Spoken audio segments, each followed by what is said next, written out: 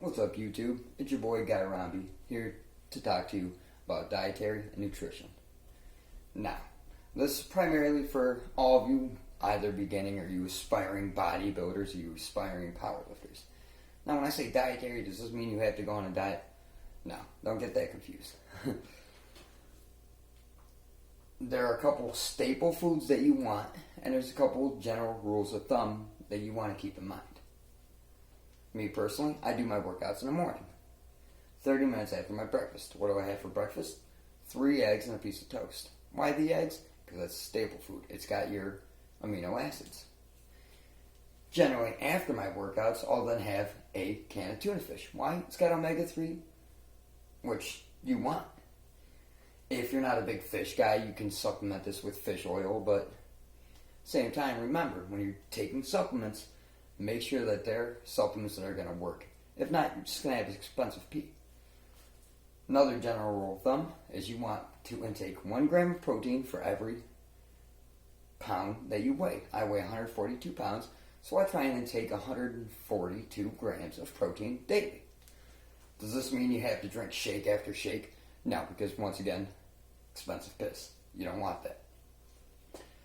So I'll have my 3 eggs 30 minutes prior, my can of tuna fish after, with a protein shake. I personally keep a journal.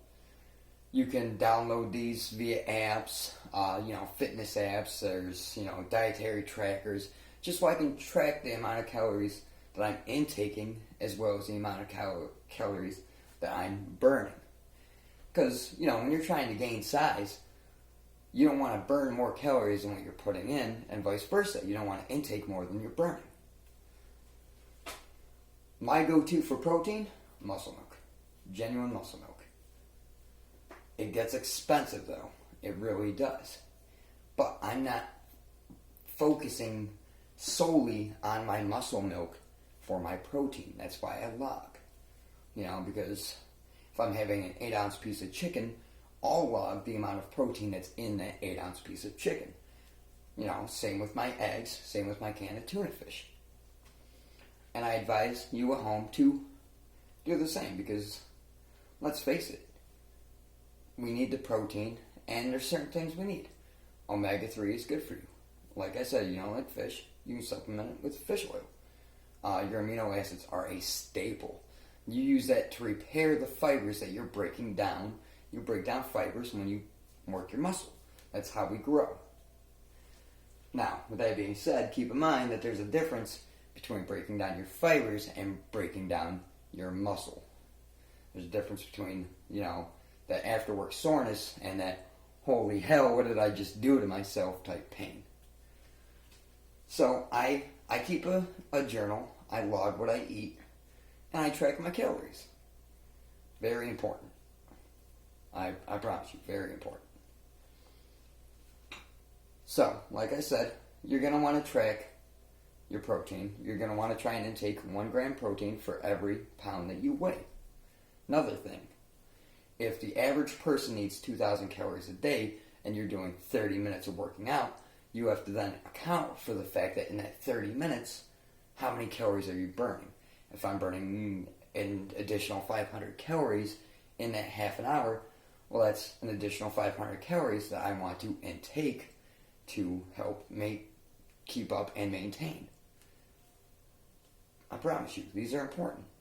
When it comes to building muscle, working out is only 1/3 of the actual overall muscle growth. 1/3 is your diet, and 1/3 is proper rest. That's another very important thing that I see people neglect all the time. Proper rest. Proper rest for me, say you're working chest. Chest is a big muscle group. If I work it on Monday, I don't want to work it again until at minimum Thursday, so I have that 48 hours of rest. We'll get into that in another video when I talk about doing split routines and adding different muscle groups when you work certain muscle groups. But today we're going to try and focus on our dietary and supplemental. I do like pre-workout. I'm not saying you have to use pre-workout. Me personally, I do like it. I like the rush that the caffeine gives me. But once again, you have to be smart. 'Cause there's a lot of people marketing a lot of different things. And let's face it, a lot of that stuff doesn't work. And essentially what you're doing is you're just putting a lot of shit in your body that you're not going to use or your body's not going to burn. Well, like I said, expensive piss. I had to learn this the hard way. Testosterone supplements do not work. I know. You're going to hear a lot of people say, you know, oh, I take this testosterone supplement. I take this testosterone supplement. It doesn't work. I promise you. You know, unless you're shooting up actual straight testosterone, which I employ. Please do not do. It's pointless. My pre-workout, the only pre-workout I use is C4 because, like I said, I like the extra rush from the caffeine. But you don't have to use them. You really don't. It's not really going to make too much more of a difference for you. But protein powder, I do think is kind of an essential must-have type thing. You don't need to have shake after shake like I already stated. Just one a day. It just helps you supplement an extra 20 to 35 grams of protein. You know, especially when you're lacking, because let's face it, if you weigh 180 pounds, to eat enough food to make 180 pounds or grams of protein, that's a lot. It is a lot. Another thing, weight gainers. Avoid them. They might be high in calories and they might be high in protein, but it's the type of calories. Weight gainers don't have good calories. Some might, you know, so I'm not trying to dog them all. But for the most part, it's garbage. I make my own. When I do my shakes, to make my own, I'll add a scoop of oatmeal and a scoop of peanut butter. Because I'm getting extra protein, I'm getting extra calories, and I know that what I'm putting in me is good calories and good fats and good proteins. There's a difference between a good fat and a bad fat. That's something else to keep in mind. Taking too much bad fats, well, sure, you might see progress in your overall weight. You know, you might be making gains on certain exercises, but you're always going to have a hard time burning, you know, love handles and getting rid of that body fat. And you don't want that, especially if you're trying to be a bodybuilder. If you're a power lifter, it's not so detrimental. But if you're trying to bodybuild or just cut up or get in shape, you're going to find it's a little tougher to do if you're taking in the wrong kind of fats.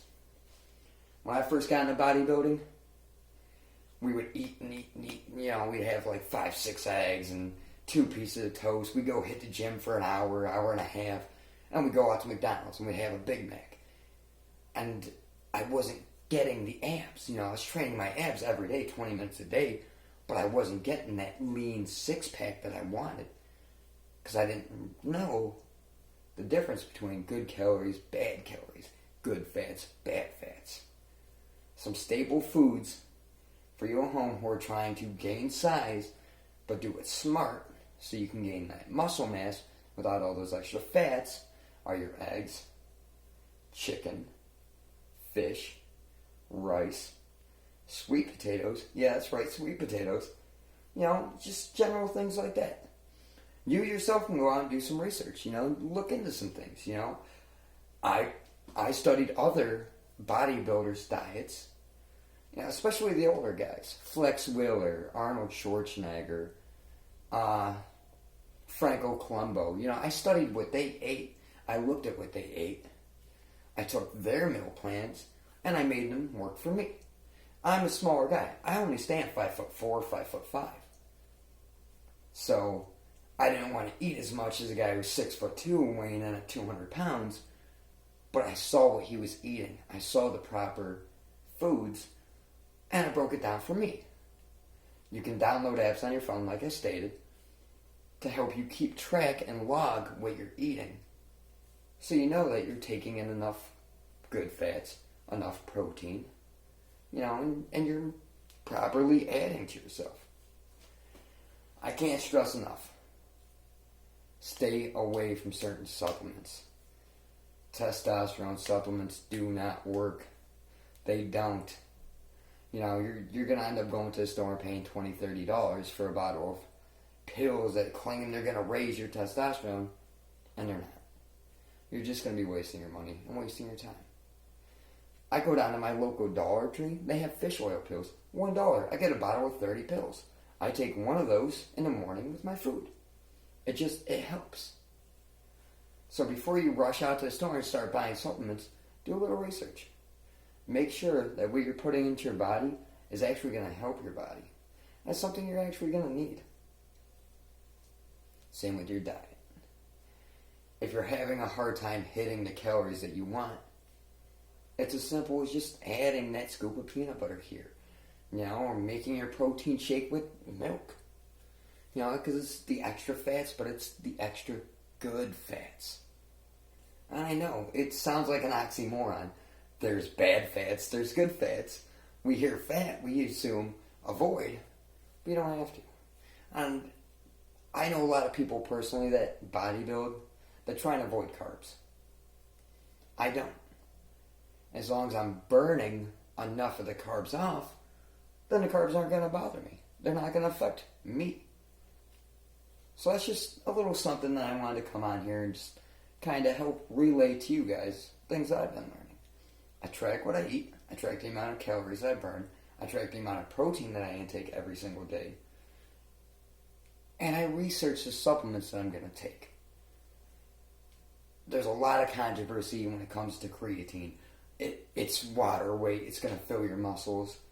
I'm kind of on the fence there. Me personally, I believe in creatine, but to an extent. A lot of people say, if you're going to take creatine, you got to do 5 to 10 grams. Then, yes, I could see that being water weight. But things like red meats naturally have creatine in it. So I will supplement with about 3 grams of creatine, and I will take that before my workout, so I know during my workout I can burn off whatever water weight may come from it. A lot of people will say, when you're taking creatine, you have to creatine load. Once again, I feel like that's where all the controversy comes from with the water weight. I don't load. Never have, never will. Matter of fact, if I cut creatine out of my diet, is it going to affect my size? No. How do I know? Because I've done it. I cycle it. I'll supplement creatine for, say, a month. And I'll cut it out of my diet for a month. And then I'll cut it back into my diet for a month. So don't let controversy scare you. Don't let these big marketing companies make you think you need their supplements to gain size, because you don't. You really don't. A lot of it is just gimmicks. Just a way for somebody to market something to you because you're trying to gain some muscle. Really, all you need is just proper eating, proper rest, proper working out. I just wanted to take this time to discuss that and go over that with you guys. I've downloaded an app. It's called My Personal Trainer app. I don't use it like you're supposed to, I guess. I just use it for the food journals or the food logs. Or say if you live in a state that has a Five Below, which I'm sure most of you do. Five Below actually has a book called Bodybuilder's Journals for $5. I invested in one because it has a whole 1-year planner where I can track my food, I can track my workouts, I can track my times, my growth, my reps, my weight. I know, it sounds like a lot of work. It isn't. It takes maybe 5 minutes of your time, and I promise you, logging everything will help you. You'll see when you start to hit a wall, or maybe you start to plateau, and it's just good because in the long run, it's going to help you. So, like I said, I just want to take time to talk to you guys about this, educate, inform, and share what I've learned through my experiences. I've been weight training for 12 years. At one point in time, I was competitive. Then I suffered my injuries, and sadly enough, I'll probably never get back to that competitive state again. But just because I can't, doesn't mean I won't still train like I am, because it does good for me. It helps me. Just a little something to keep in mind. Now, I know that this is a workout channel, so it would be dumb for me not to work out with you guys here, So I figure rather than leave you high and dry, I'll talk to you about a quick exercise that I love to do. It's a bicep workout. I know, I do a lot of bicep stuff. Biceps, my favorite type of training. Because let's face it, we all want sleeve fillers. We all want those big guns. So, I'll quick share this with you. It's called 21s. What are 21s? Well, it's a bicep exercise. Or essentially, you do 21. You'll take 2 lightweight dumbbells and you'll start. You're going to do 7 where you go up, halfway, stop.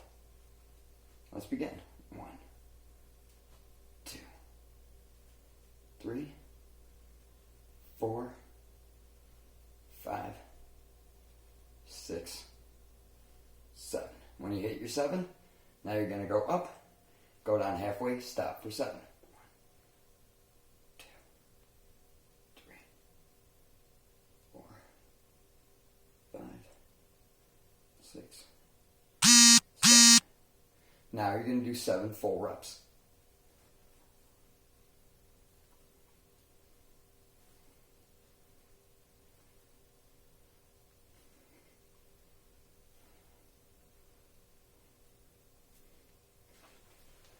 When you're doing 21s, you don't need a lot of weight.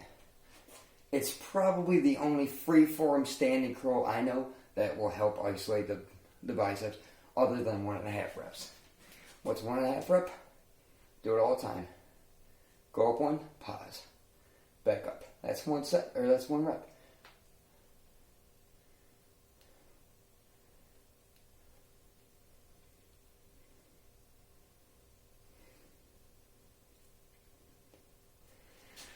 When I do my 21s, I'll do my 21s, and then I'll do a set of 10 of the 1.5 reps. It's a great bicep burner.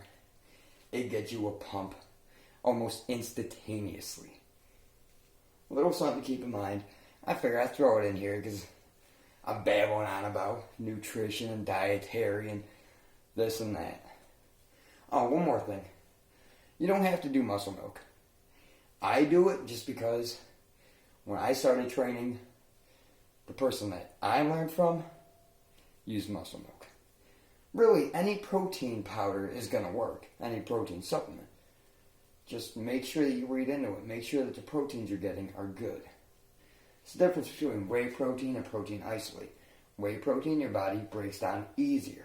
So whey protein is something you're going to want to do in the mornings or after a workout because your body can break it down faster. Then if you take a protein isolate, that's something you're going to take before bed because it breaks down slower in the body. And you actually break down a lot when you're sleeping. You don't think you do, and you want to think so because they say don't eat before bed, you'll get fat. It's not true. Your body burns an excessive amount of calories when you're sleeping, especially protein. So just a little something to keep in mind, just a nice little tip. Once again, I would like to thank all of my followers, everybody showing me support, everyone that's liking my videos, commenting. Once again, I would like to say, I run a Facebook group. It's called Workouts with Guy. Or, it's Guy's Workout Corner. Sorry, these are Workouts with Guy. Where I do Q&A. I do 5-minute challenges every day. And I talk about today's exercise and just overall fitness tips, pro tips, just good peace of mind to keep in mind. Thank you for tuning in. I'm Guy Robbie, aka Mr. Injured. You guys stay safe, use proper form, and have a great workout.